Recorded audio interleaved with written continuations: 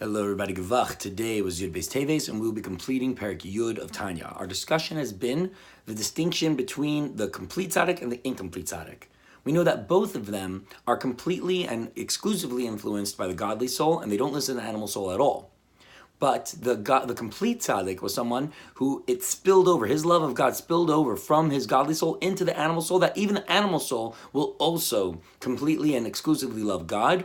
And since he's loving God, so he has a disgust and he abhors evil. Because he knows that the Tuma is going against his connection to God, so he wants to connect, so he has a disdain for anything born of Tuma.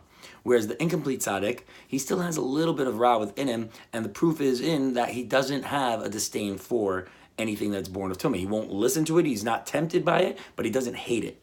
So what is left within him? So the Alter Rebbe says it could either be a quantitative thing or a qualitative thing.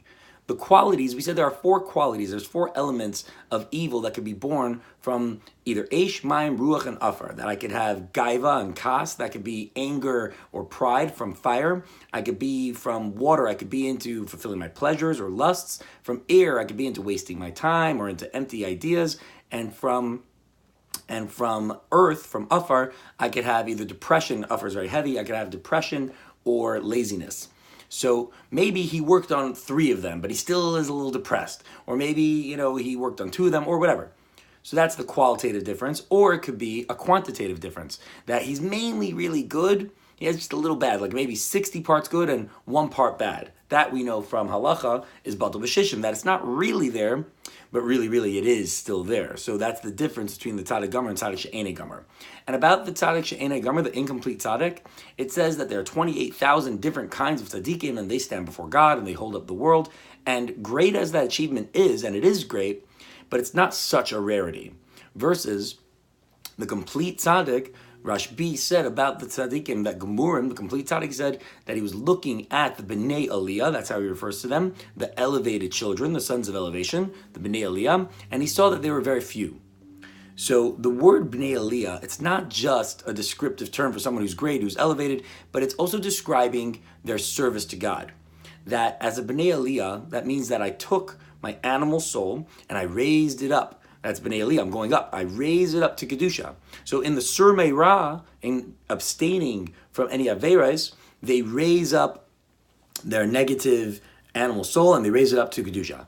And then in the Aseh Tov aspect, that every time they do a mitzvah, it's not because they're searching for God out of a thirst. They have a thirst for meaning and they finally found the truth and now, I quenched my thirst for God. That's in a very refined way. That's a little selfish because I was thirsty and I quenched my thirst with God. When the Bnei Aliyah do Avodah, when they do mitzvahs, they're doing it exclusively for God. It says they're doing chesed and kanai. They're doing a kindness to their Creator. A play on the word kanai means kan shaloi, his nest. That the Bnei Aliyah know that what does God desire in this world? He went through the whole creation process just so he could have a home down here, that he could live amongst us and be welcome and be understood and be revealed. So whatever they do, every mitzvah they do, they're connecting this kucha brichu, right? Kadosh comes from the word separated and elevated, and they're connecting that kucha brichu with the Shechina of Hashem. Shechina means that it resides down here. So Hashem has these 2 aspects of him: this elevated beyond the world and the resting within the world. And by a mitzvah, they connect the 2. So that's why they are doing mitzvahs. Now, the Kabbalistic terminology behind all this is there's a concept of halos man and amshachas mad. That is the elevation of the feminine waters and the drawing down of the masculine waters.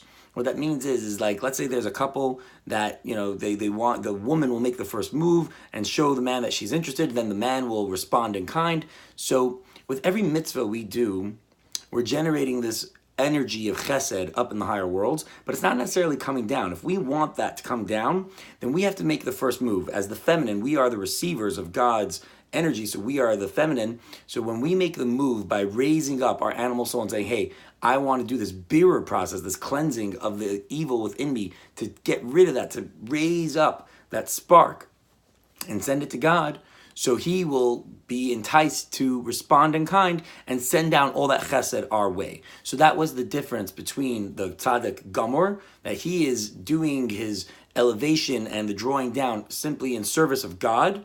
And the Tzadik she'enei gomer, he still has elements of Ra within him, and even when he does good, it's just to quench his thirst for Kedusha and holiness. That is today's Tanya. We will see you in Meretz Hashem tomorrow.